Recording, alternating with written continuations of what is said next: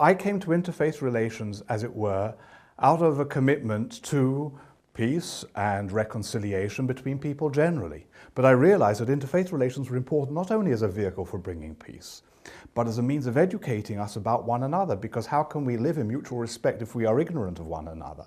And therefore the knowledge and understanding became very important to me, and as a means of being able to advance my community as well as being able to advance our values and being able to create a better world for all. I remember one time when I was working as the minister of a church, and right across the road from my church was a mosque.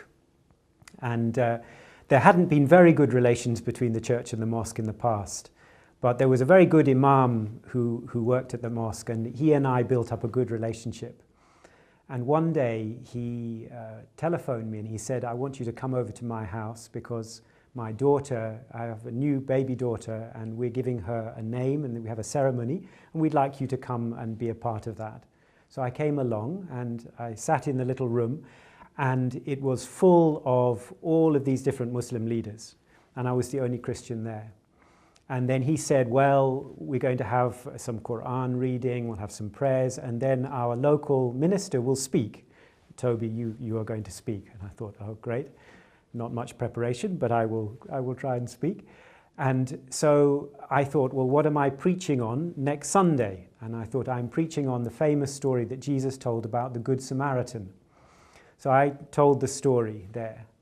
And then I realized that although I had told the story about the Good Samaritan, he was the Good Samaritan. Because the story of the Good Samaritan is how one person takes a risk to be involved in the life of somebody who's very different. Now, I had told that story, but he took a risk because the other Muslim leaders there, they didn't like the fact that he had chosen me to give the speech. So he had done that at personal cost to himself, and out of that came this lovely relationship.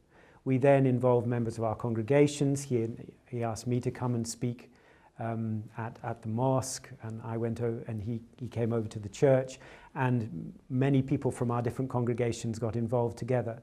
But it all comes down to that one little relationship and the taking risk with one another.